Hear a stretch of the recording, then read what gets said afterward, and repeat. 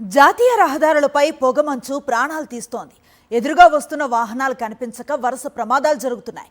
Delhi Agra express way, Delhi Mumbai హైవేపై వాహనాలు ఢీకొట్టుకున్న ఘటనల్లో 17 మంది చనిపోయారు. అనేక మంది గాయపడ్డారు. ఫాగ్ ఎఫెక్ట్ ఎక్కువగా ఉన్న నేపథ్యంలో వాహనదారులు వేగం తగ్గించుకొని అప్రమత్తంగా డ్రైవ్ చేయాలని అధికారులు సూచిస్తున్నారు. శీతాకాలం ప్రభావంతో దట్టమైన పొగమంచు ఉత్తరాదిని కమ్మేస్తోంది. ఢిల్లీ, ఉత్తరప్రదేశ్, హర్యానా వరకు కళ్ళు పొడుచుకున్నా ఎదురుగా ఏమున్నాయో కనిపించని పరిస్థితి ఉంది. ఈ నేపథ్యంలో యూపీలో మధురలో తెల్లవారుజామున ఘోర ప్రమాదం జరిగింది. ఢిల్లీ ఆగ్రా ఎక్స్ప్రెస్ వేపై 8 బస్సులు 3 కార్లు ఒకదాన్నొకటి ఢీకొన్నాయి. భారీగా మంటలు చెలరేగాయి. ఈ దుర్ఘటనలో మృతుల సంఖ్య 17కు పెరిగినట్లుగా అధికారులు వెల్లడించారు. మరో 75 మంది గాయపడ్డారు. యమునా ఎక్స్ప్రెస్ వే మార్గంలో ఆగ్రా నోయిడా క్యారేజ్ వేపై ఈ ప్రమాదం జరిగింది. దట్టమైన పొగమంచు వల్ల వాహనాలు ఒకదాన్నొకటి ఢీకొన్నట్లుగా పోలీసులు తెలిపారు. భారీగా మంటలు చెలరేగి బస్సులు, కార్లు నిమిషాల్లోనే దగ్ధమయ్యాయన్నారు. ఫైర్ సిబ్బంది 11 యంత్రాలతో మంటలను అదుపు చేశారు. ఈ ప్రమాదంతో ఘటనా స్థలంలో భీతావహ పరిస్థితి నెలకొంది.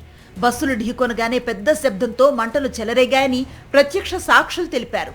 ప్రయాణికులు కేకలు వేస్తూ కిటికీల నుంచి దూకేశారు.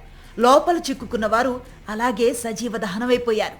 ఘటనపై విచారం వ్యక్తం చేసిన ఉత్తరప్రదేశ్ సీఎం యోగి ఆదిత్యనాథ్ మృతుల కుటుంబాలకు 2 లక్షలు, గాయపడ్డ వారికి 50,000 చొప్పున ఆర్థిక సాయాన్ని ప్రకటించారు. గత కొంతకాలంగా ఢిల్లీ పరిసర ప్రాంతాలను పొగమంచు కమ్మేస్తోంది. విజిబిలిటీ దారుణంగా పడిపోతూ ఉండటంతో ప్రధాన రహదారులపై ప్రమాదాలు పెరిగాయి. ఢిల్లీ ముంబై జాతీయ రహదారిపై వాహనాలు ఢీకొట్టుకుని పలువురికి తీవ్ర గాయాలయ్యాయి. 2 రోజుల క్రితం నోయిడా ఎక్స్ప్రెస్ వే పైన 10ల సంఖ్యలో వాహనాలు ఒకదాన్నొకటి ఢీకొట్టుకున్నాయి. చాలా మంది గాయపడ్డారు.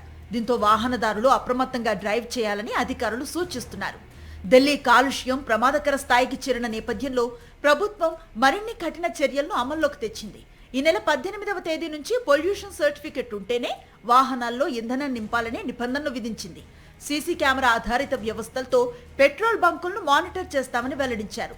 ఢిల్లీ పర్యావరణ శాఖ మంత్రి మజిందర్ సింగ్ సిర్సా BS6 వాహనాలకు మాత్రమే ఢిల్లీలోకి అనుమతిస్తున్నామని తెలిపారు.